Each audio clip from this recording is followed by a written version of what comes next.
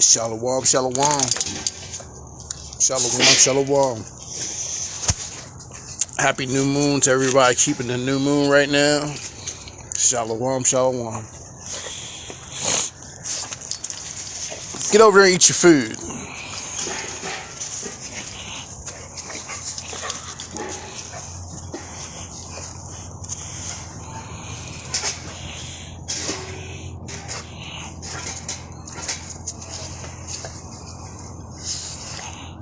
First and foremost, I want to give all praise, glory, and honor to the Most High Yahweh, in the name of His Son Yahweh Shai, and greetings to the 12 tribes of Israel and the Gentiles that's watching. Shalom. At this point, y'all celebrating Thanksgiving. You should be ashamed of yourselves. I mean, truly.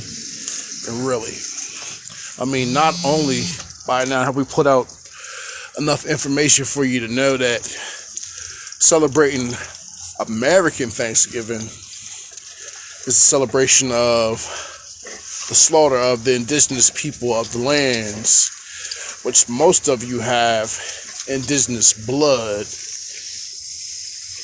in you. I'm pretty sure if you go down the line, some of your ancestors have Wampanoag, Cherokee,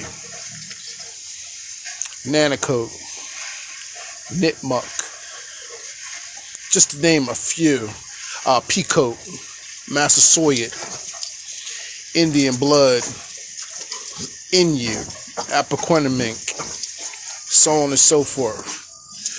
So the question is, why are you celebrating the slaughter of your ancestors? Job 14:4 says, who can bring a clean thing out of an unclean thing?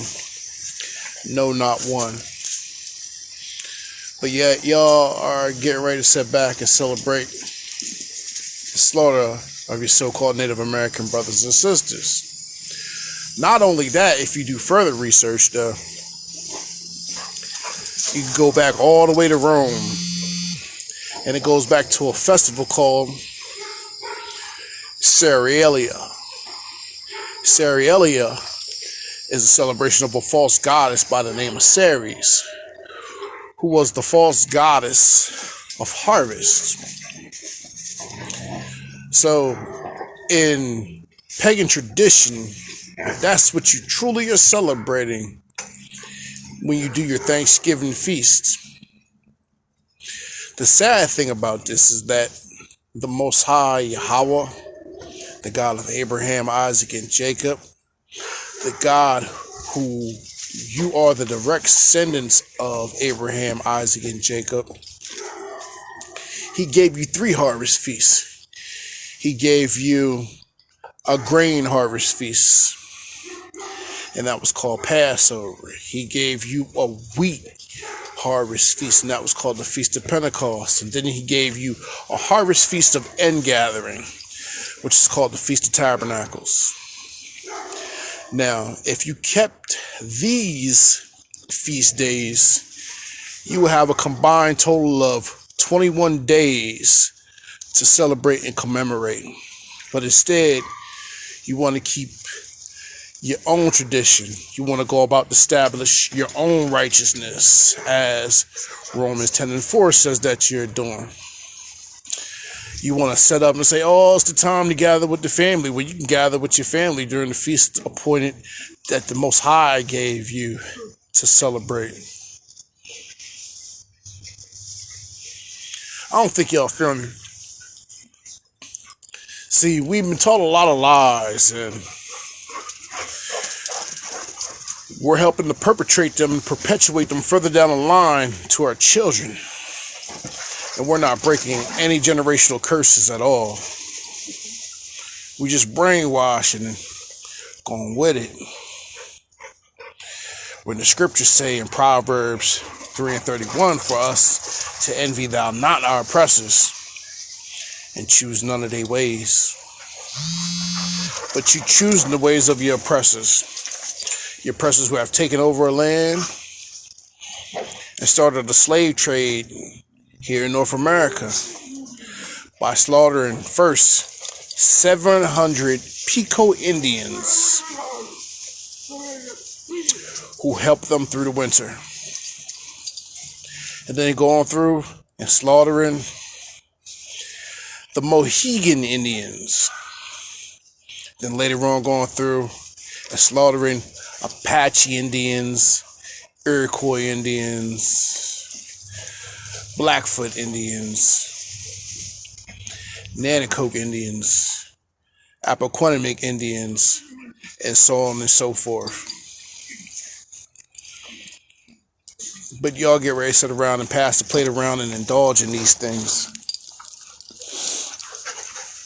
See, what you don't realize is, on a broad scale level, the Most High will commend you for not celebrating these pagan holidays. Because each and every last one of these pagan holidays has a false god behind it. You could just pick one. Has a false god behind it. And Thanksgiving is no different. Look into it if you think I'm lying. The goddess behind Thanksgiving is called Ceres. Ceres was a Roman pagan goddess. And a lot of you are the so-called indigenous Americans of this atmosphere, of this diaspora. And all it takes is a little bit of research and going down the line. All of you were not bought from the continent of so-called Africa. You are not. You are the people. They classified Negro and indigenous Americans in the 1800s as the same people. And now you're being taught to celebrate the slaughter of your own peoples. They even had contests to see who could kill babies in the womb while they struck women with swords across their bellies. They used our children as gator bait and things of that nature. And y'all are about to celebrate and have a symbolic meal. A turkey, which symbolizes the headdress of our Native American brothers and ancestors. Cranberries, which is symbolic of the blood that was shed. Probably some gravy, which is full of gizzards and innards, which represents baby guts. And so on and so forth. Some of y'all just think I got on here to rant. Nah, this is an educational moment. It's for you to go back to who you are. You are the indigenous people. You are the children of Israel. You are the true people of this Bible. Are you serious right now? Yeah, I'm serious right now. That table? You are the true people of this Bible. And you need to step away from Thanksgiving. All right?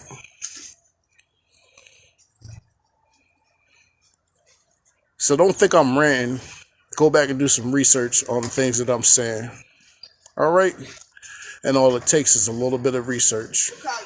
And you can dig. And you find out that things that I'm saying are true.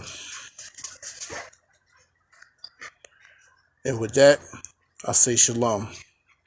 Kwame Yasha.